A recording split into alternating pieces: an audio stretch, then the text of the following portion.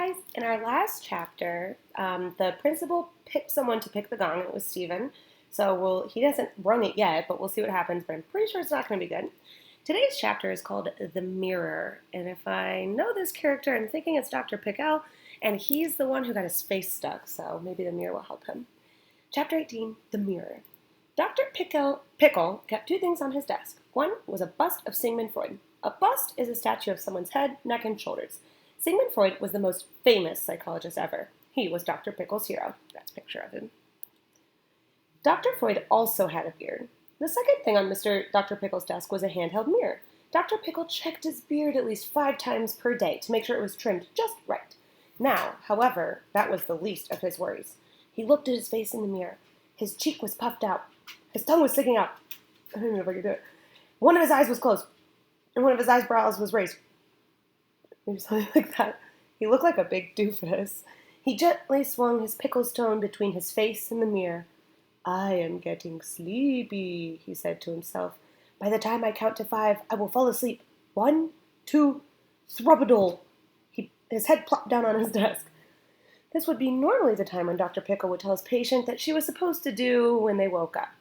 But he was his own patient, and both patient and doctor were sleeping.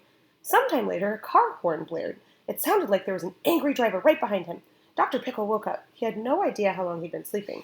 It took him a moment to remember where he was, who he was, and why he had tried to hypnotize himself. He picked up his mirror and checked his face. No change. "Now what am I going to do?" he asked. That was strange. He had felt his mouth move when he spoke, but the mouth in the mirror didn't move.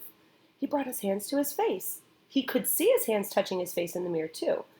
The cheek in the mirror was still all puffed out, and his own cheek felt soft and flat. So it's like the face in the mirror is stuck, but his personal face feels fine. He moved his tongue around inside his mouth, even though the tongue in the mirror was sticking out. He set the mirror on the desk. "This is very interesting," he said aloud. "Clearly a face shifts to whoever stares at it," he realized. He turned the mirror over, face down. He couldn't read it. He hadn't read about any of this in any of his books. He slowly raised the mirror, caught a glimpse of his hideous face that was still there, and then lowered it back down to his desk. This discovery could make him famous.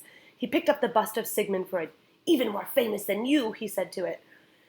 But what would all that fame be worth? What if someone else's face got stuck along the way? "What would you do?" he asked Dr. Freud. "There is a reason it's called a bust. It is made of bronze, and it felt very heavy in his hands." He flipped the mirror over and slammed Friedman on top of it. The face shattered. So I think the face in the mirror shattered. Up in Mrs. Jules's class, Kathy suddenly felt dizzy and confused. Remember, she's the one who started this. She looked at the sentence she had just written.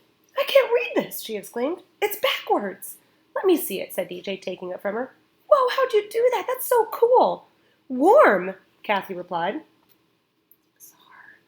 So it sounds like that funny face is jumping around, and when he broke that mirror, it did something kind of weird to Kathy's brain.